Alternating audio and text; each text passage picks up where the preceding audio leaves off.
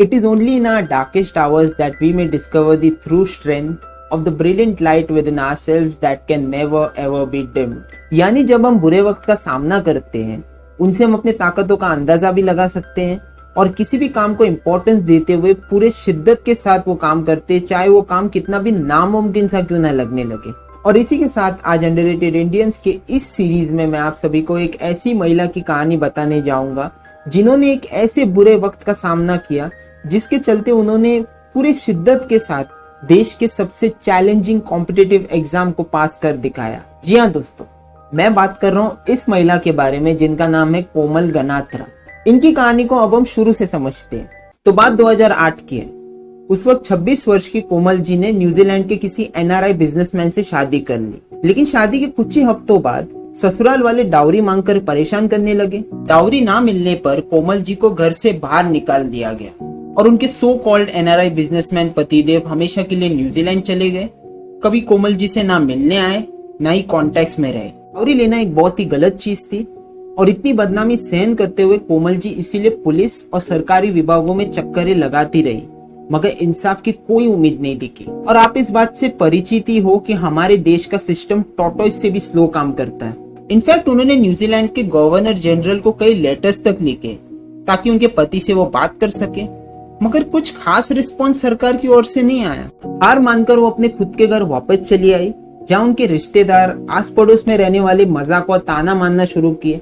लेकिन उस दौरान कोमल जी के लिए पेरेंट्स का काफी सपोर्ट रहा, खासकर उनके पापा जो कोमल जी के हर एक फैसले को सपोर्ट किया करते थे।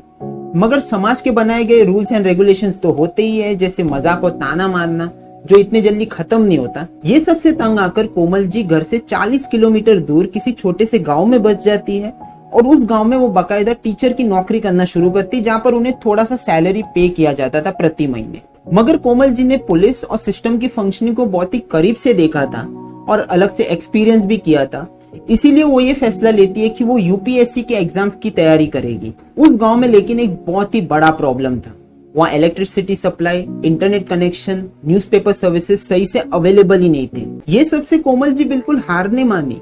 इनफैक्ट उन्होंने सरदार वल्लभ भाई Patel institute of public administration में एडमिशन लिया, जहाँ सरकार की तरफ से ऐसे यूपीएससी एस्पिरेंट्स को कम फीस में ट्रेनिंग दी जाती है। वो मंडे टू फ्राइडे गांव के बच्चों को स्कूल में सिखाती और एवरी सैटरडे संडे यूपीएससी के एग्जाम सेंटर जाने के लिए अहमदाबाद से मुंबई बाय ट्रेन अकेले ट्रैवल किया करती थी। कोमल जी ने कड़ी मेहनत और कठोर परिश्रम किया इस यूपीएससी के एग्जाम को पास होने के लिए, मगर बड़े अफसोस के साथ ये कहना पड़ रहा है कि वो 3 बार फेल हुई। चौथी बार 2012 में कोमल जी आखिरकार ऑल इंडिया रैंक 591 स्कोर करके यूपीएससी क्लियर किया और इसी तरह वो बन गई आईएएस ऑफिसर और यहाँ से उनका लाइफ का बहुत ही बड़ा टर्निंग पॉइंट साबित हो जाता है। ऐसे भी नहीं कि कोमल जी शादी से पहले पढ़ी लिखी नहीं थी। उन्होंने डिप्लोमा किया था इंजीनियरिंग में, बीए की डिग्री और साथ ही साथ प्रोफेशनल टीचर्स ट्रेनिंग भी लिया था। एक बार हम सोच करके देखें कोमल जी के लिए वो वक्त कितने डिफिकल्टीज और चैलेंजेस से भरे होंगे।